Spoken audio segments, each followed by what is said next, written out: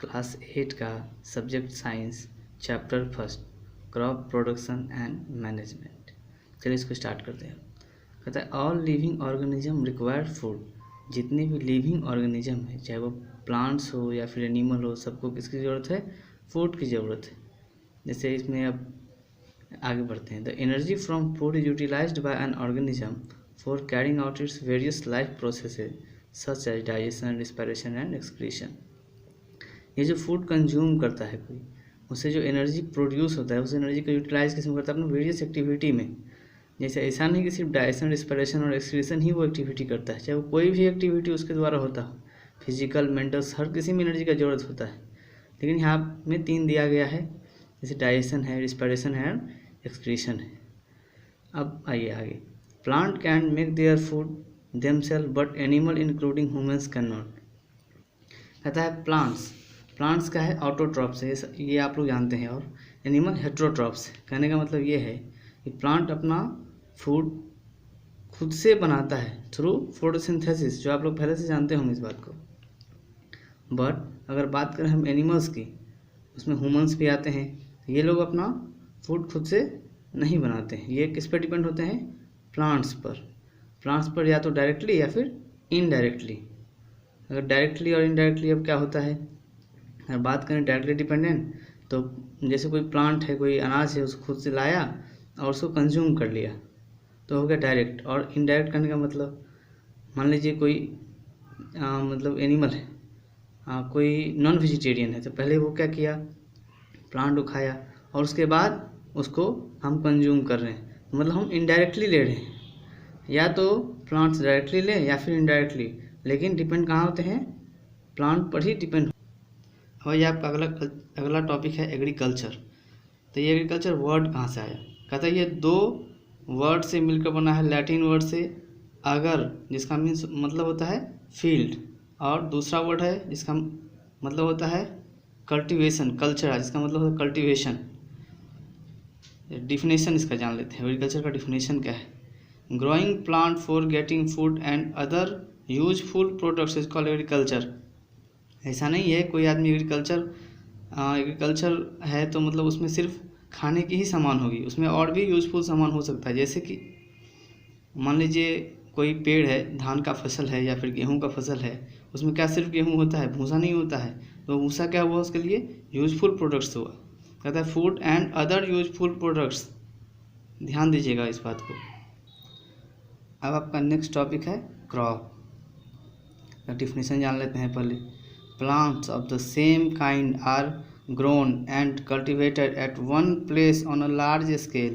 It is called a crop. कहता है plants of the same kind. मान लीजिए अभी हम कर रहे हैं गेहूं का फसल, उसी में धान लगा दिए, उसी में कुछ और लगा दिए, थोड़ा थोड़ा करके दिए क्रॉप।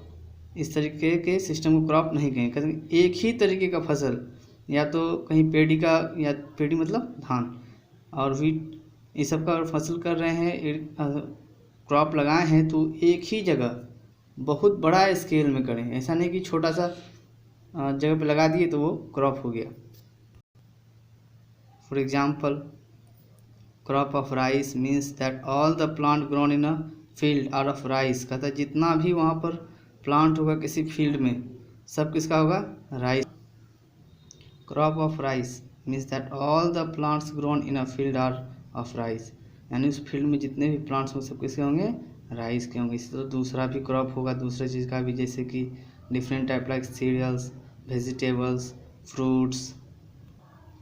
अब आगे बढ़ते हैं। कहते हैं in our country 3 category of crops are grown. हमारे देश में मेनली 3 तरह के क्रॉप्स का प्रोडक्शन होता है। पहला तो खरीफ फसल जान लेते हैं क्या है?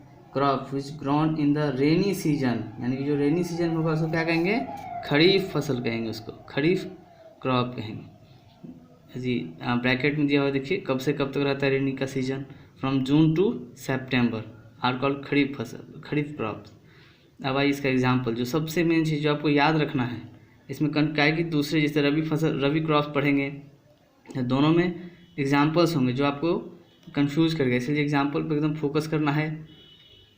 तो इसका एग्जाम्पल खरीफ फसल, खरीफ क्रॉप का example paddy, maize, soybean, groundnut and cotton are kharif crops.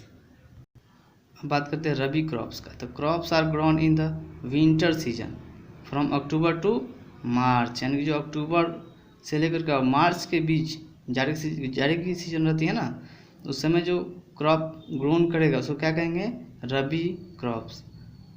Example देखिए इसका क्या है, wheat, gram, pea, mustard and linseed, ये सब इसका एग्जाम्पल पर खास तौर पे आपको फोकस करना है और याद रखना है।